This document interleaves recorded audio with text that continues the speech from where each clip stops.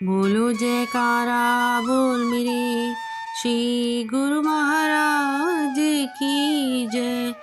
साचे दरबार की जय। चहुदिशि पाका कोट था, मंदिर नगर मंझार।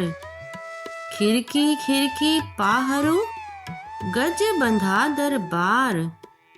चहुदिशि तो योद्धा खड़े, हाथ लिए हथियार। सब ही यह तन देखता, काल ले गया मार। आस पास योद्धा खड़े, सबे बजावे गाल। मंज महल से ले चला, ऐसा काल कराल। गुरुमुखो, जिनके महलों के चहुं ओर पक्के कोट थे, तथा बीच नगर के जिनके राजभवन थे, जिन्होंने एक एक खिड़की पर संतरी नियुक्त कर रखे थे कि कहीं से काल हम पर आक्रमण न करने पाए। द्वार पर मत गजराज बंधे थे, चारों ओर सशस्त्र सैनिक खड़े थे और आसपास योद्धा और शूरवीर खड़े अपनी वीरता की डींग हाँक रहे थे।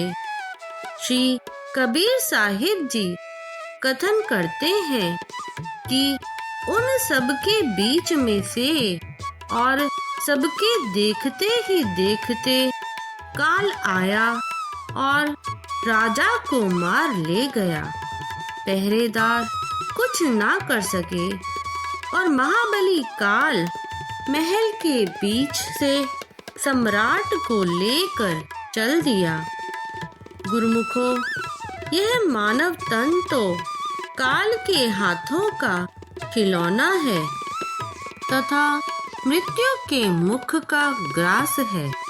इतने पर भी मनुष्य के चित्त में मृत्यु का त्रास उत्पन्न नहीं होता तथा प्रभु भजन में मन नहीं लगता।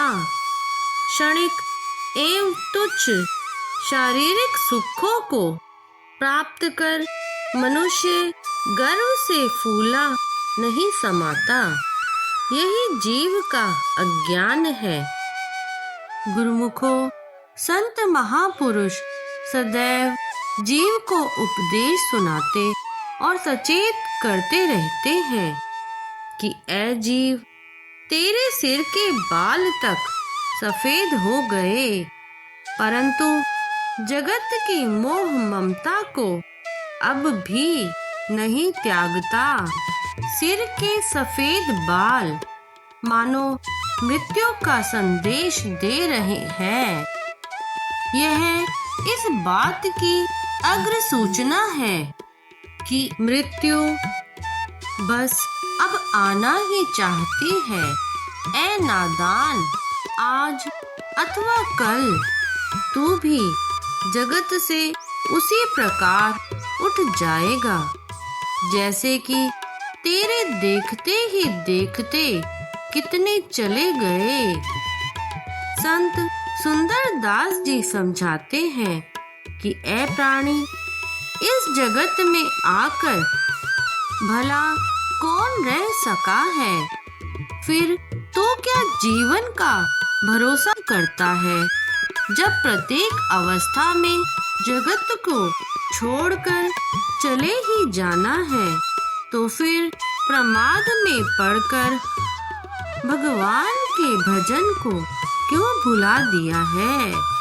क्यों नहीं मालिक का सुमिरन भजन करता? गुरुमुखो, जिस संसार को तुम श्रृंगार रस से युक्त समझ रहे हो, वस्तुतः यह वैसा नहीं है। तुम इस संसार के मोहक एवं आकर्षक रूप पर मर रहे हो। यह सब तुम्हारे नेत्रों का दोष है, इसीलिए यह सत्य भासता है। श्री कबीर साहिब जी का उपदेश है कि यह जगत मनुष्य का निवास स्थान नहीं है, अतः हमें यह विचार करना चाहिए गुरुमुखों कि जगत की यह सब रचना, यह लुभावने माया के पदार्थ, रसीले प्रतीत होने वाले रस भोग तथा घमंड उत्पन्न कर देने वाली ऐश्वर्य सामग्री, बिजली जैसी चमक और बादल जैसी छाया है। इसमें स्थिरता कहाँ है? इसीलिए इसका अभिमान करना नितांत भूल है। अंततः संसार को नष्ट तो होना ही है, इसीलिए वह मनुष्य का साथ नहीं निभा सकता। अतएव मनुष्य को चाहिए, जीवन का अंतिम सत्य तो मृत्यु ही है गुरुमुखों। अतएव मनुष्य को चाहिए कि सद्गुरु के सच्चे नाम का आश्रय ग्रहण करे, जो कि लोक परलोक में साथ देने वाला है। सद्गुरु का नाम ही जीव के लिए सच्चा शरण्य स्थान है। नाम के प्रताप से समस्त चिंताएं, कल्पनाएं, कलेश एवं दुख स्वतः नष्ट हो जाते हैं। मनुष्य के जीवन में आनंद के महकते हुए पुष्प खिलने लगते हैं। नाम की कमाई से ही जीव मालिक के दरबार में उज्जवल मुख होता है।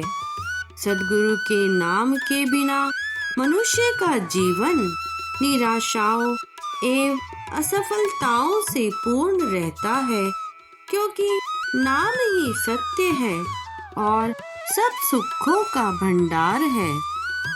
बोलो जयकारा बोल मेरे श्री गुरु महाराज की जय, साचे दरबार की जय। सौभाग्यशाली गुरुमुखों, आज का ये वीडियो यदि आपको अच्छा लगा हो तो इस वीडियो को लाइक कीजिए, ज़्यादा से ज़्यादा इसे शेयर कीजिए, और यदि आपने अभी तक इस चैनल को सब्सक्राइब नहीं किया है तो प्लीज़ इस चैनल को सब्सक्राइब कीजिए और कमेंट में जय सच्चिदानंद जी ज़रूर लिखें। जय सच्चिदानंद जी।